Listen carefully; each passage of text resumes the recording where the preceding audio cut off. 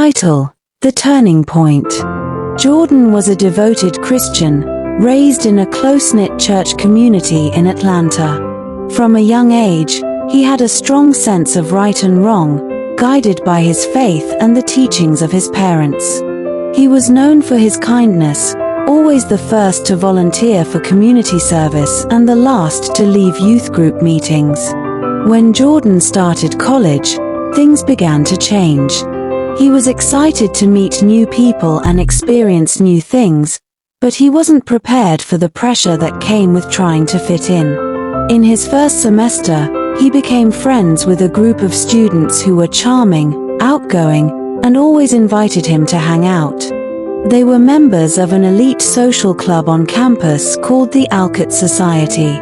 The Alcott Society was known for its wild parties and secretive rituals, but it was also admired for its connections and influence on campus.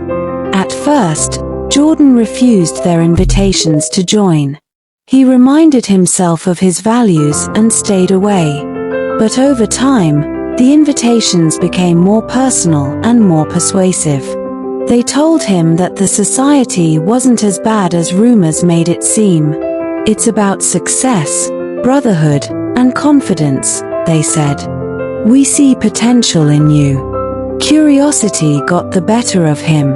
He attended one gathering, then another. The parties were unlike anything he'd ever experienced. Alcohol flowed freely, and rules seemed to vanish. Jordan found himself slipping. He started skipping church, making excuses for why he couldn't attend Bible study, and his prayers became less frequent.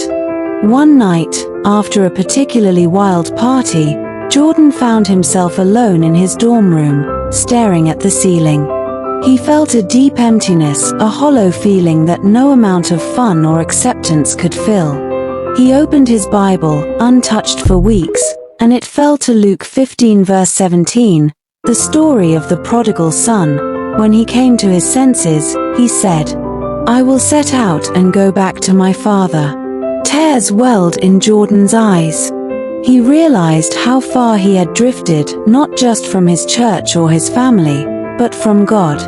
That night was his turning point. The next morning, Jordan cut ties with the Alcott Society.